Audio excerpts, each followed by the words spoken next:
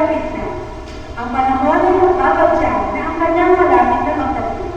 Ngunit, ang pag-aaral ng kanyang pagpapahinto ay magiging ganap lamang kung tayo ay magsisisi sa ating mga nagawang masasama.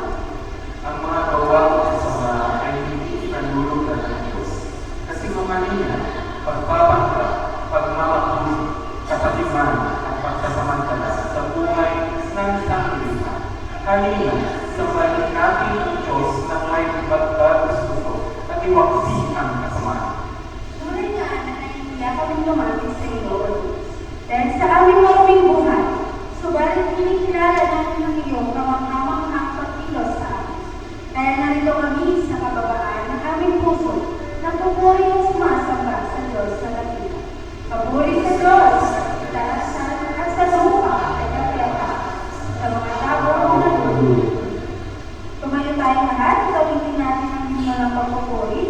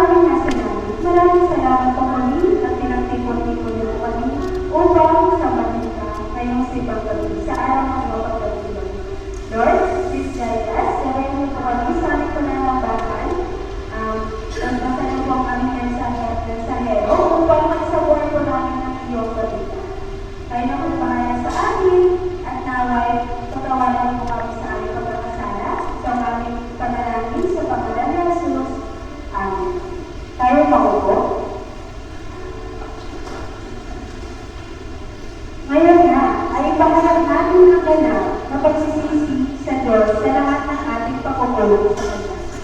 Nakita at narinig natin ang malawak ng misteryo ng ating Panginoon Jesus sa pamamagitan ng ating Iglesia.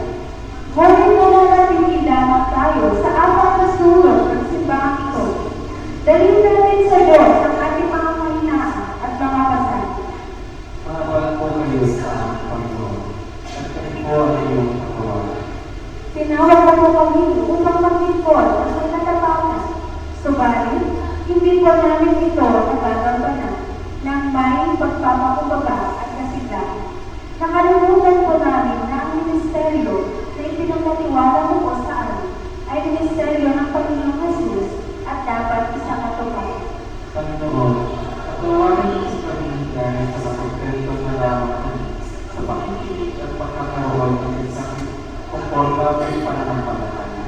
Pinagkalooban mo po kami ng buhay at talento, sumalit hindi namin ito pinagkailangan sa paglilingkod sa iyong Iglesia. Naging bigay po kami sa panawagan po sa amin. Napagtipulan ka sa pamamagitan ng mga awa at nangangailangan at naging kontento na lamang kami sa pagdiriwang ng Pasko na hiwalay sa tunay na kahulugan ito, ang pagsisisi at pagpapakababa. Sa bilaya ng iyong pag-ibig, O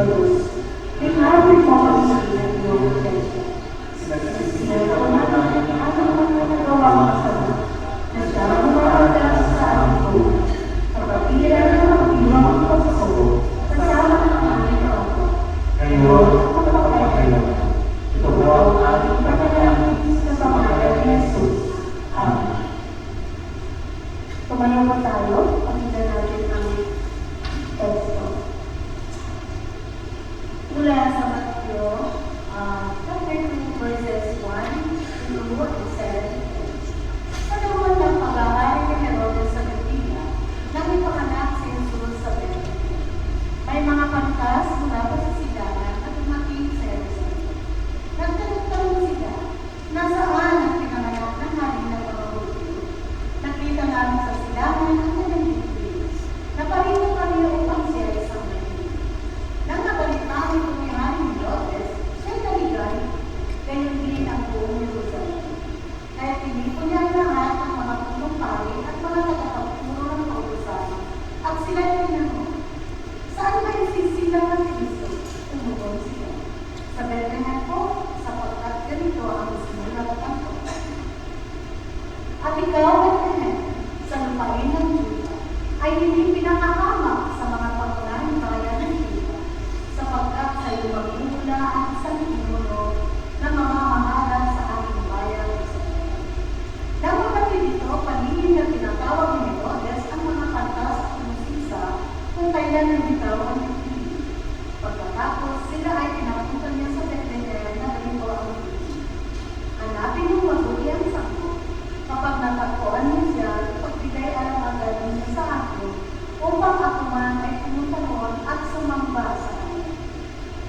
Pagdating sa bini ng hari, sila nagpatuloy sa pag-aaral. Ang bituin na namula sa kanila mula pa sa silangan ay tumigil sa tapat ng kinaroroonan ng bata. Ganun na lamang ang kanilang kagalakan ng makita ang salita. Pakinggan po natin ang nagdaw na awit mula sa Luwali at Ilan.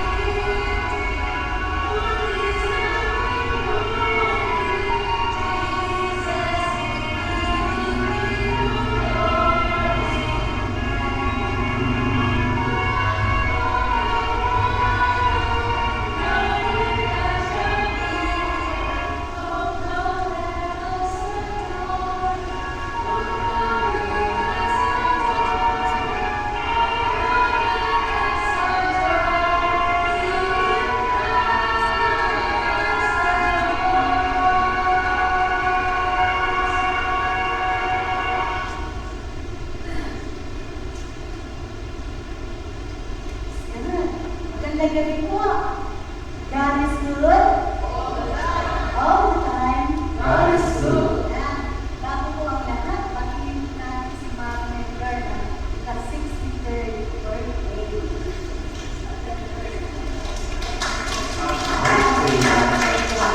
Happy birthday. Yan. Pinuntahan mo po siya ng buhay na kanina. Updates po tayo. December 24 po at 9:30 po, Sunday service pa rin po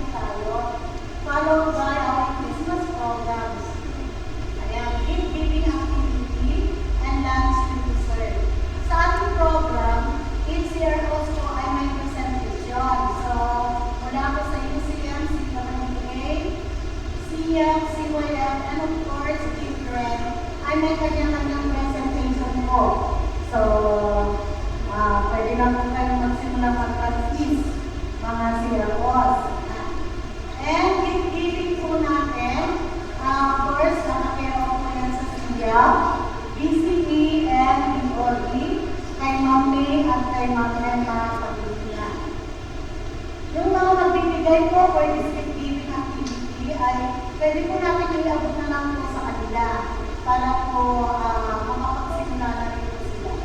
Foods po natin ay magdadala ang bawat CROs. Yan po. So, bawat CROs ay magdadala ng food. So, ibig sabihin, ang common food po yun, CROs, so si CWA, magdadala, si UCM, magdadala, yun po, SIA, and of course, the CYF, nakasali po dito ay si JPF.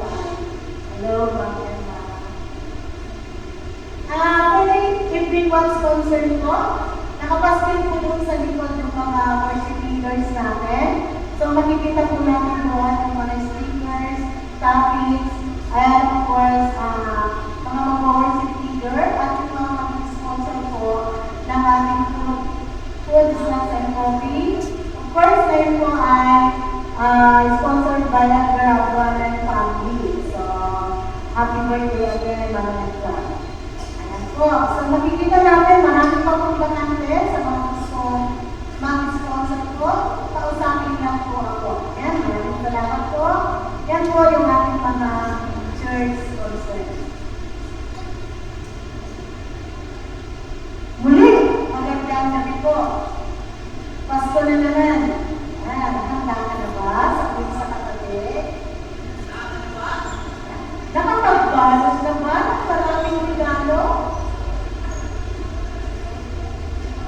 So, tama nga po. Napakabilis nga po ng panahon. Iba't ibang relasyon ang makikita natin sa ating paligid. Kanina between 12 to 2, very busy po si Ate Nicole. Kanina dito. Sa aming Christmas tree. Hindi po siya makontento sa nilagay niya kanina. Kaya kanina po, very busy siya, nandiyan siya mag-isa. Inaayos po yung Christmas tree natin. Habang si Kuya Arvin naman, inaayos yung aking PowerPoint. Sabi ko,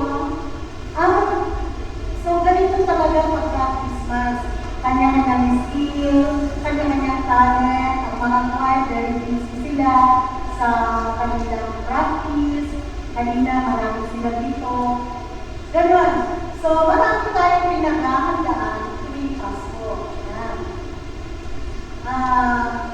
Sabi nga, diba, naman ko kung sino yung may pamahigit, na kung nandito ka na ng unang gabi, ikaw yung may karapatang tapusin ang siyang na gabi. Lalo-lalo na dapat may mga wishes tayo. So, kaya yun.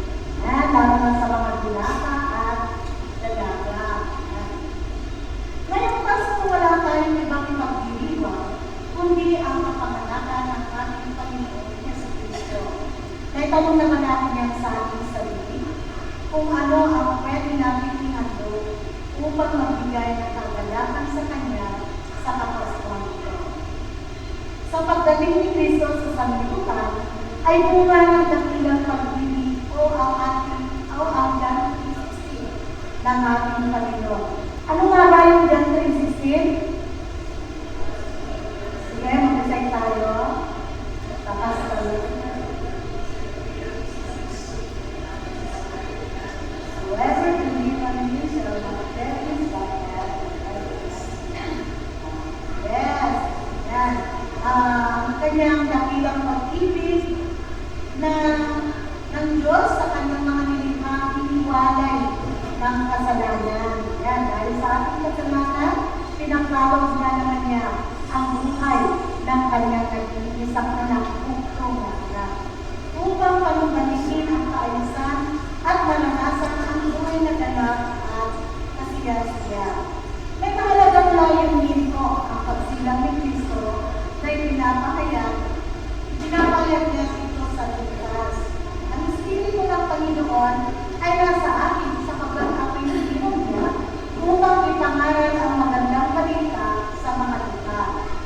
Ako'y sinuko niya upang ipahayag ang pagdaya sa mga dilag at muling pagkakaroon ng paningin sa mga bulag. Upang palayain ang mga naaapi, upang ipahayag ang taon ng biyaya mula sa Panginoon. Sa gabing ito'y sama-sama tayong nagkilay sa pamagat ng mensahe mula sa paghahanap tungo sa pagkasundo. Manipot, ibig, panagbiro, at ingana na masakulan.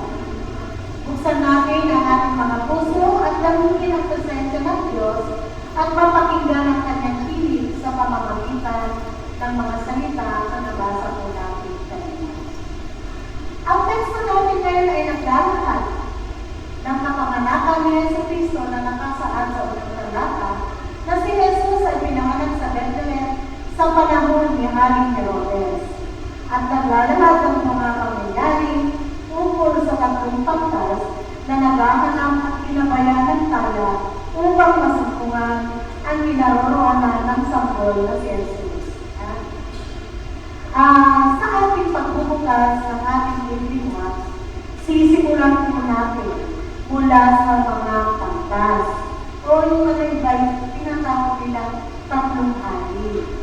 Hindi po yung tulad ng dati mula sa Manipod, pinagsimog ni Maria, kaligan na ni Pinagkalaw si Pagkas. Tinapos natin doon. Ngayon naman po, ang topic po natin ay magsisimula sa mga pagkas. Nandun pa na nagsimula ang pagbibigay. Ayan po, ang salitang pagkas, ang matatalinong tao, ay tumutukoy sa mga grupo ng mga nalubhasa sa pag-aaral ng mga bituin. Ngayon ay tinatawag natin silang mga astrologers. Ang dahilan ng paglalakbay ng mga pagkas sa gabay ng tala ay upang matagpuan ang sinilang na hari ng mga mundo. Hinanap ng mga pagkas ng hari, ngunit nagdulot ito ng takot kay Herodes na siyang namumunong hari sa Judea ng isilang si Jesus. Sa kanilang pag-aaral sa Mesiyas, ay tandaan ang pangangailangan ng sinumang tao sa Diyos. Kahit ang mga hindi naniniwala roon sa Kanya, ramdam nila mayroon pang higit sa talino ng tao na kailangan upang magligtas ang sanlibutan. Sino nga ba sa atin ang hindi nangangailangan ng Diyos? Praise God! Kailangan nandito tayo. Dahil isang pagdedeklara na kailangan natin ng Diyos. Ngayon, alam na nila, hinanap nila ang Diyos na magbibigay sa kanila na mas lalo magbibigay ng malalim na kahulugan sa kanilang buhay. Sa interpretasyon ng mga pangkas sa matatalinong tao, ang Diyos ay nangusap sa kalikasan at kalawakan. Ang talang simbolo ng hari ng Israel ayon sa kanilang naunawakan, ito ay panawagan ng Diyos upang kanilang hanapin ang tagapagligtas ng sanlibutan. Ang mga pantas ay biniyaan ng talino upang ipaliwanag ang mga bagay-bagay at mga pangyayari. Maaaring nagsimulang sila ng mga pantas ang tala dahil sila ay napipilitos ang mga bulo. So sinubaybayan nila, pinag-aralan nila. Kaya nung dumating sila kay Kristo, malaki na si Kristo, si Jesus Christ. Katagalan, maaaring natutunan nila ito ay tala ng maring ng Israel. Hanggang malaman nila na ito ay umaakay sa kanila patungo sa tagapagligtas. Ang napakagandang ginawa ng mga pangkas, hindi nila itinagila ang kanilang paghahanap sa kanilang tagapagligtas. Sinabi nila na sila ay naghahanap sa Panginoong ipinanganak upang sambahin ang Mesyas at hindi sila natakot kahit pa kay Herodes na kilalang masamang tao. Kaya nga, wala yata nagbigay daw ng pangalan na Herodes. Sabi ko sa kanina, awal sa pinamituwag na ni Herodes kasi nga naman masamang tao.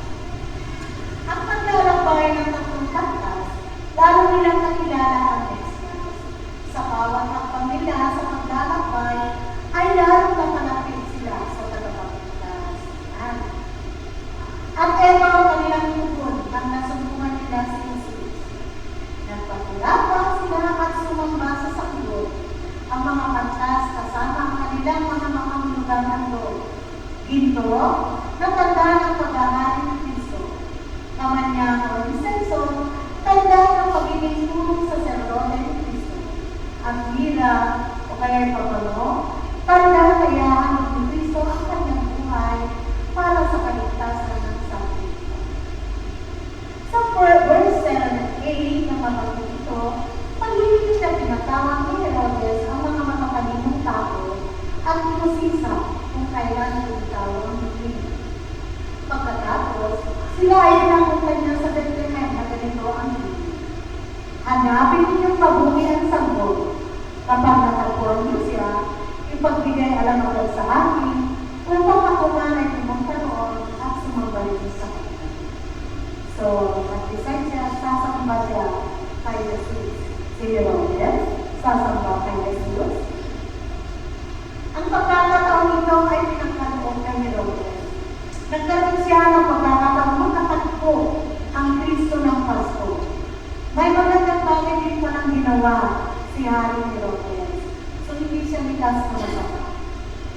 Ano nga ba yun? Hinanap niya si Jesus. Isang mabuting hangarin ang hanapin ng Diyos. Hinanap na ba natin? Nasaan si Jesus? Marami na rin ang nagsisimba sa panahon nito. Pero ilan kaya ang tunay na naghahanap kay Jesus? Kayo lang makakasagot. Hindi playing his intention to worship Jesus. Nagpahayag siya ng pagnanais na sumamba. Ganito ang sabi ni Herodes, upang ako'y sumamba rin sa kanya. Sa maraming nagpupunta sa mga simbahan ngayon, kailangan din natin pag-aralan kung tayo nga ay tunay na napunta rin dito upang sumamba. Ano nga ba ang intensyon natin sa pagpunta ng simbahan sa gabi nito? Ikaw lang ang nakakaalam sa akin na search your heart. As Herod searched his heart. Noong hinanap niya ang Panginoong Jesus, ano ang kanyang intensyon? At ano din po ang intensyon natin? Bakit nandito tayo ngayon? So, sumimana tayo ng Diyos tayo. God knows our intention. Madalas yata nakakalimutan ang marami sa atin sa pagbasa ng kanyang mga salita. Nasaan ang Bible natin? Nasa? Oh, di ba? Nasa cellphone na natin ang Bible. Di ba? Ewan ko lang, nababasa natin. Kahit hawak na natin yung phone. May daily scripture di ba tayo? Very good sa mga ganon. Sabi nga, ng mga bata tayo, what is our song? Read your Bible, pray every day, pray every day, pray every day. Read your Bible, pray every day, and you'll grow, grow, grow. Baka nabonsay na tayo, mga kapatid. Ha? Baka nabonsay na tayo. Ilan pa kaya sa atin? Ang nagbabasa ng Biblia, sa tuwing tayo ay umabangon sa umaga, nag-iisip sa ating gabi, o sa ating bago man lang tayo, pumunta sa ating mga buhay. Ngunit sa likod ng mga bagay na ito, hindi tunay na sumampalataya si Herodes sa Panginoong Jesus. Pangalan ang Herod ng isang angkang Hudyo na may malakas na koneksyon sa imperyo ng Roma. Si Herodes ay isang puso, malupit. Kahit sariling pamilya ay pinakapay, mapanatili lamang ang kanyang power bilang hakim. Marami sa mga panahon natin ngayon, ang mga Herodes, ba? Gagawin ang lahat. Mapasakan niya lamang ang kanyang kagustuhan. Mayroong papatay, mayroong magnanakaw, mayroong din panluloko ng kapwa. Kaya kung ayaw natin matawag na Herodes, huwag natin gagawin ito. Sabi nga, search our heart.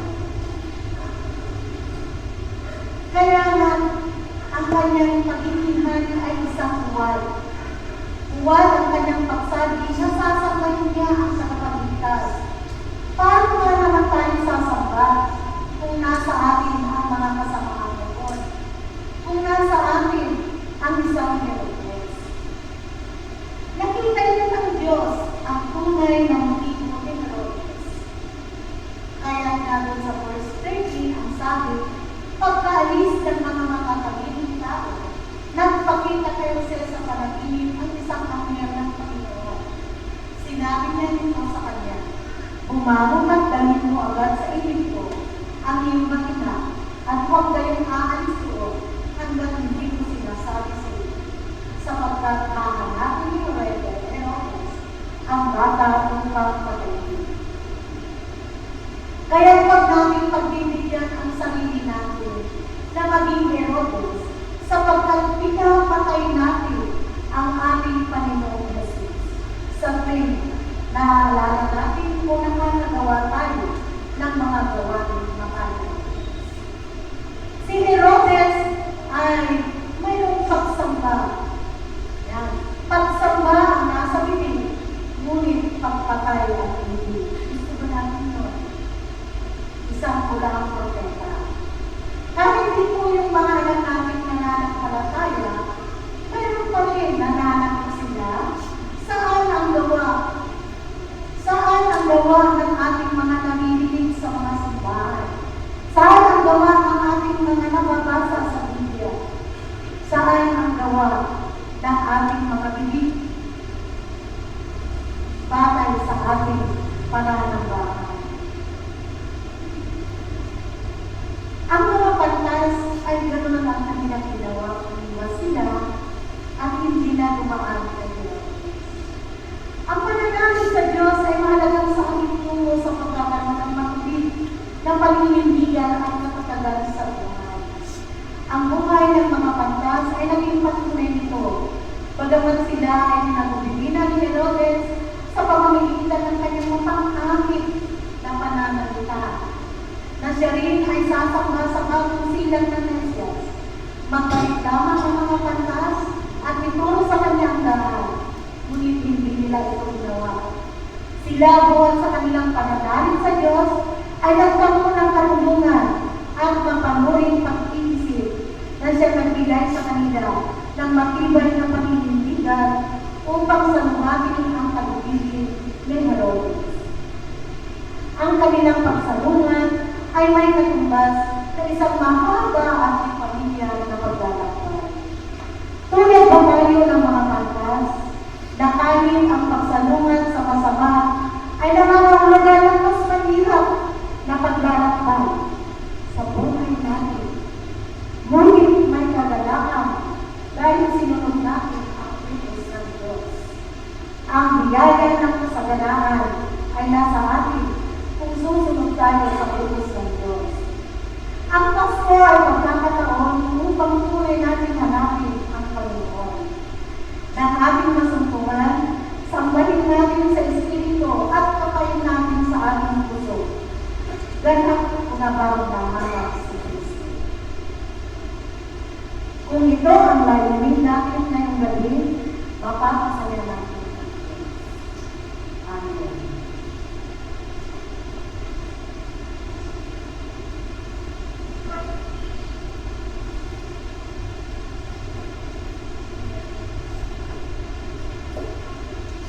Kanyaya sa pag-aato, ang iyong pag-ikat sa aming Panginoon, ang siyang katapatan na lagi namin naglalakot mula sa iyo.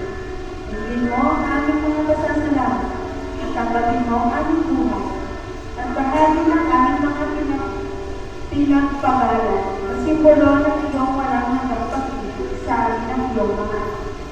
Tayo po ay Diyos sa kalaman at sinagato, habang naawit natin ang away sa iyo.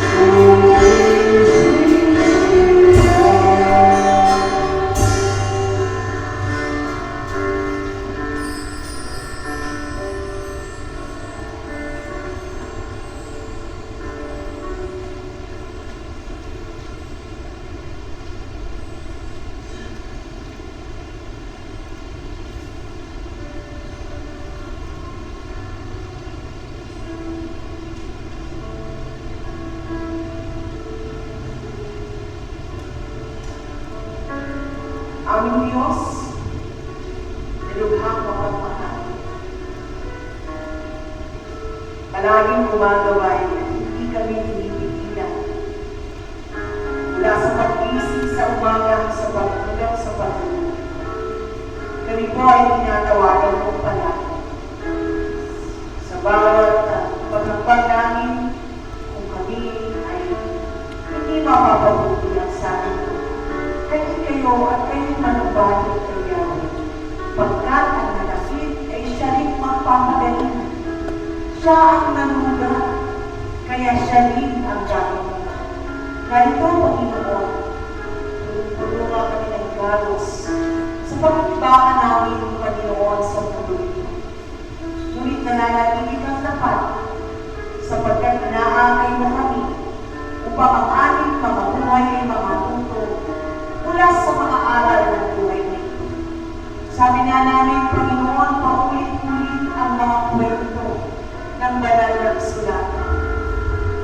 Ngunit habang kami nabubuhay, inuulit mo sa amin na mayroong isang Mesiyas, na mayroong isang tagapagligtas na nag-alay ng kanyang buhay sa pamamagitan ng pagmamahal ng Ama naming nasa langit. Tunay nga, Panginoon, ng mga salita mo'y humugas, tumimo sa aming mga puso, upang masabi din namin sa susunod, Panginoon, sa pag-aalay namin ang aming buhay sa iyo. Bukod sa mga pisikal na pag-aalay, sa mga material na pag-aalay. Pero gagawin mo, Panginoon, na maging malakas ang bawat isa, spiritually. At maaalala ng aming mga puso, na kami rin ay pinupuspos mo sa bawat araw. Na kailangan namin ihayag, Panginoon, sa bawat araw, na sumasaamin ang iyong Espiritu, Panginoon. Sapagkat hinirang mo kami upang ipangaral ang iyong mga salita sa lahat ng nangangailangan. Na sinusuko mo rin kami upang ipahayag sa mga bihag na sila ay lalaya at sa mga bulag na sila ay makakakitas upang bigyang kaluwagan ng mga sinisili. Ang maiwasan namin, Panginoon, ang mabuhay ng para lamang sa aming mga sarili, kundi maging para sa iyo at sa mga taong minamahal. Pagpalain mo po ang lahat ng mga ordinance na ito, kasama ng pag-aalay ng aming mga puso, na sa paghanap namin sa iyo ay hindi kami magiging katulad ni Diyos, kundi magiging katulad mo, aming Panginoon Jesus. We declare victory in our lives because you are in our hearts, in our families, Panginoon. Maraming salamat po namin.